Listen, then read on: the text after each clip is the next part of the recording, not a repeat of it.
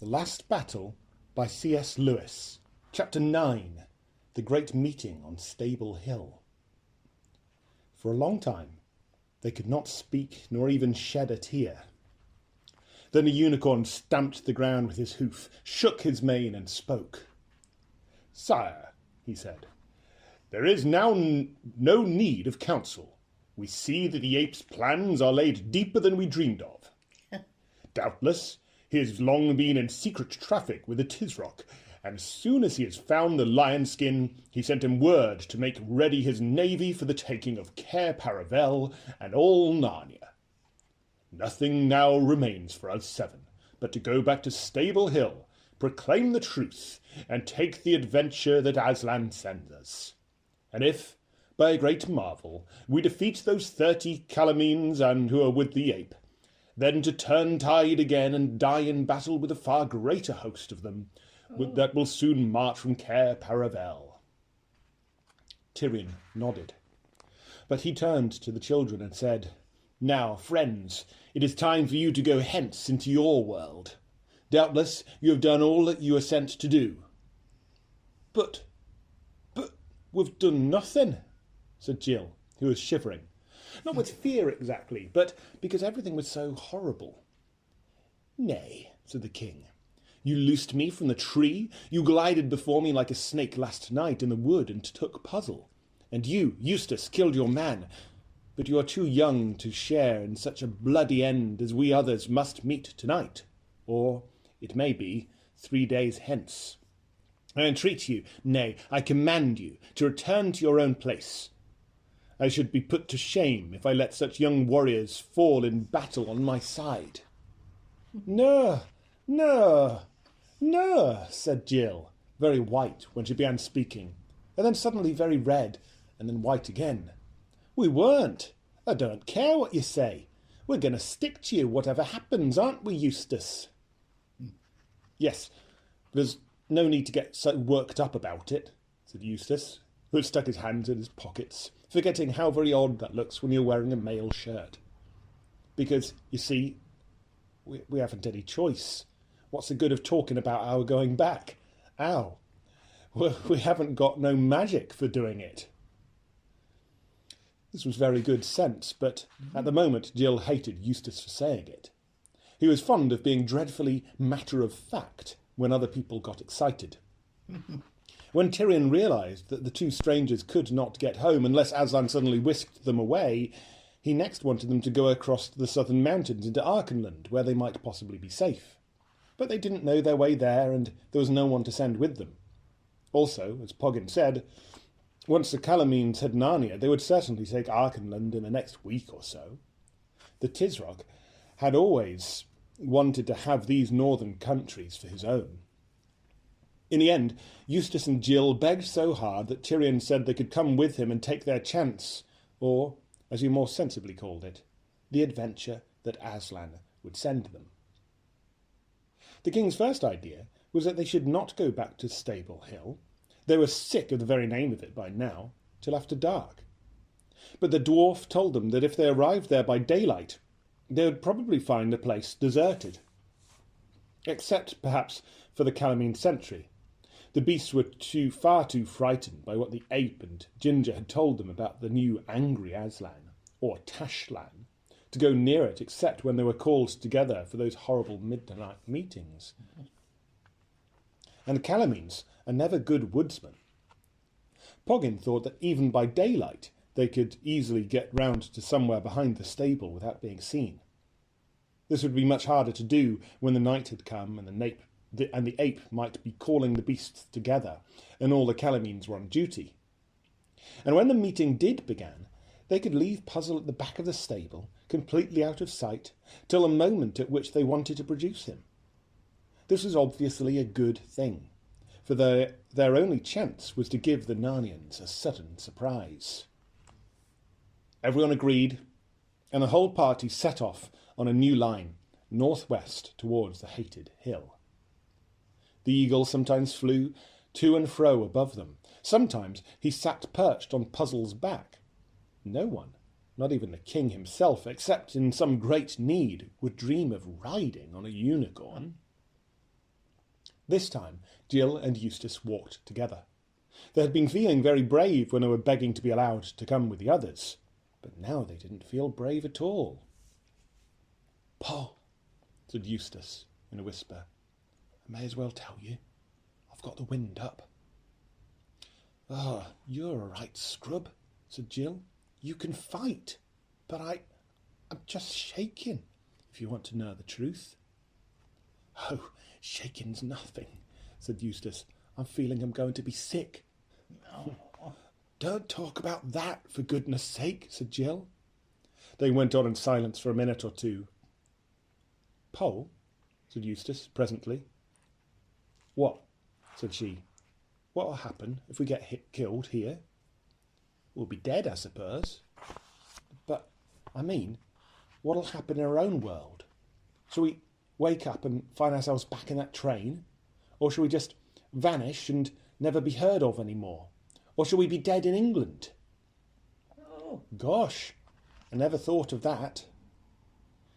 It'd be rum for Peter and the others if they saw us waving out of the window, and then when the train comes and we're nowhere to be found. Or if they found if we're dead over there in England." "Ugh," said Jill. "What a horrid idea." "It wouldn't be horrid for us," said Eustace. "We shouldn't be there." "I almost wish—" "No, I don't, though," said Jill. "What were you going to say?" "I was going to say I wish we'd never come. But I don't. I don't. Even if we are killed, I'd rather be killed fighting for Narnia than growing old and stupid at home and perhaps go about in a bath chair and then die in the end just the same." "Oh dear." "Or be smashed up by British railways." "Why'd you say that?" "Well, when the awful jerk came, the one that seemed to throw us into Narnia, I thought it was the beginning of a railway accident. So I was jolly glad to find ourselves here instead."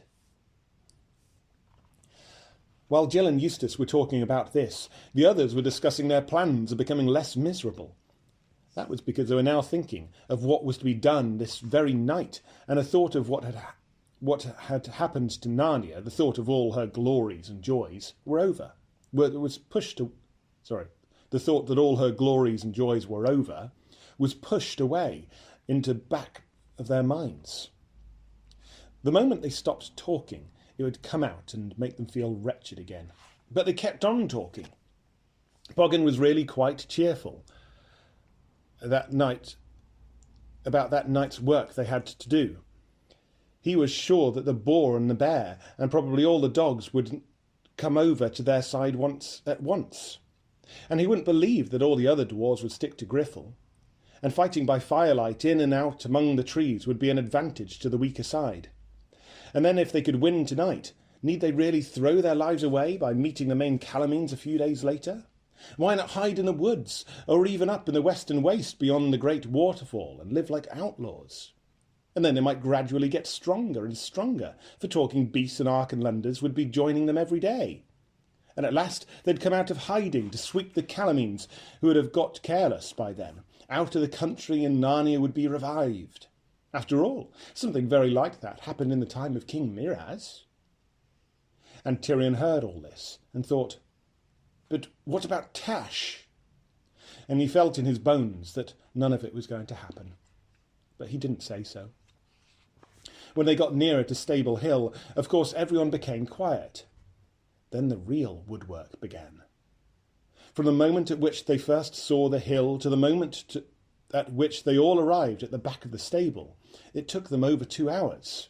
Oh. It's the sort of thing that one couldn't describe properly unless one wrote pages and pages about it. The journey from each bit of cover to the next was a separate adventure, and there were very long waits in between and several false alarms. If you're a good scout or a good guide, you'll already know what it must have been like. By about sunset, they were all safe in a clump of holly trees, about 15 yards behind the stable. They all munched biscuit and lay down. Then came the worst part, the waiting. Oh. Luckily for the children, they slept for a couple of hours, but of course they woke up when the night grew cold and what was worse, woke up very thirsty and with no chance of getting a drink. Puzzle just stood, shivering a little with nervousness, and said nothing. But Tyrion, with his head against Jewel's flank, slept as soundly as if he were in his royal bed at Cair Paravel, till the sound of a gong beating awoke him, and he sat up and saw that there was firelight on the far side of the stable, and knew that the hour had come. "Kiss me, Jewel," he said, "for certainly this is our last night on earth. And if I ever offended against you in any matter, great or small, forgive me now." "Dear King," said the unicorn, "I could almost wish you had, so that I might forgive it. Farewell. We have known great joys together. If Aslan gave me my choice, I would choose no other life than the life I have had, and no other death than the one we go to." Then they woke up Farsight, who was asleep with his head under his wing. It made him look as if he had no head at all, and crept forward to the stable. They left Puzzle, not without a kind word, for no one was angry with him now, just behind it, telling him not to move till someone came to fetch him, and took up their position at one end of the stable. The bonfire had not been lit for long, and was just beginning to blaze up. It was only a few feet away from them, and a great crowd of Narnian creatures were on the other side of it, so that Tyrion could not at first see them very well, though of course he saw dozens of eyes shining in the reflection of the fire, as you've seen rabbits or a cat's eyes in the headlights of a car. And just as Tyrion took his place, the gong stopped beating, and from somewhere on his left 3 figures appeared. One was Rishta Tarkan, the Calamine captain. The second was the ape. He was holding on to the Tarkan's hands with one paw, and kept whimpering and muttering, "Not so fast, don't go so fast. I'm not at all well. Oh, my poor head. These midnight meetings are getting too much for me. Apes aren't meant to be up at night. It's not as if I was a rat or a bat.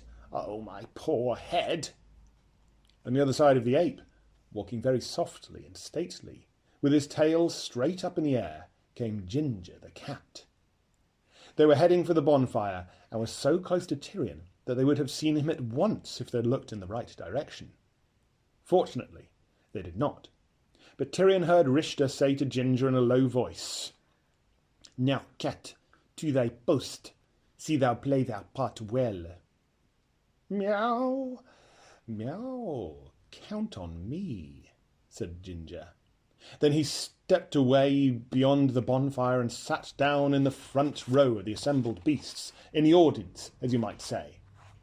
For really, as it happened, the whole thing was really like a theatre. The crowd of Narnians were like the people in the seats.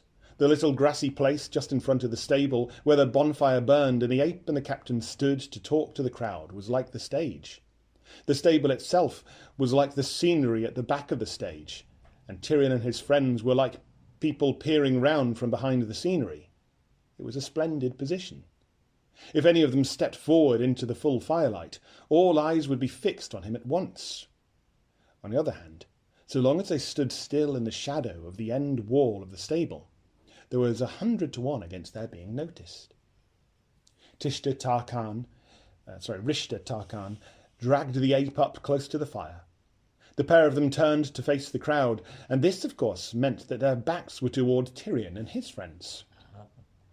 "Now, monkey," said Rishta Tarkan in a low voice, "say the words that wiser heads have put into thy mouth, and hold up thy head."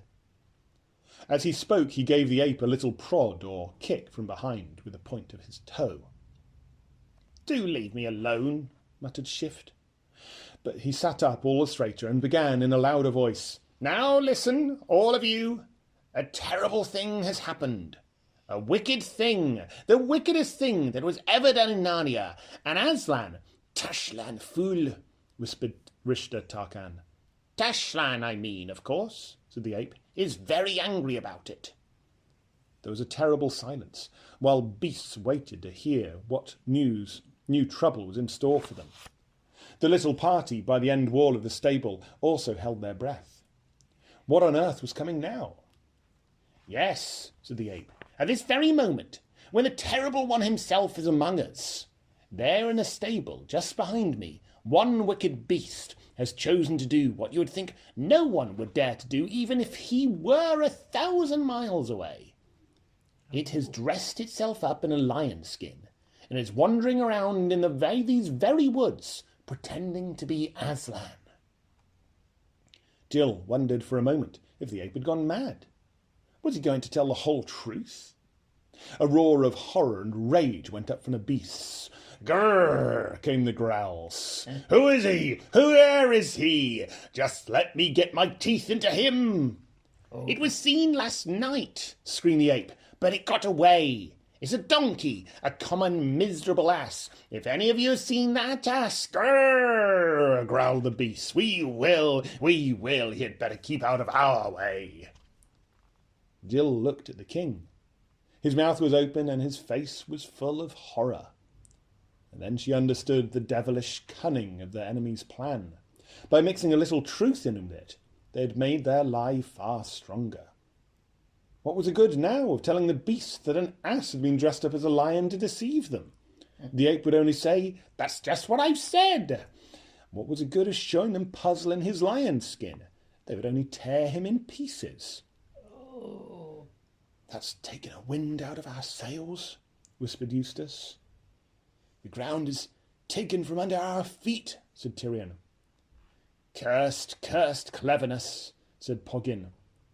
"I'll be sworn that this new lie is of Ginger's making."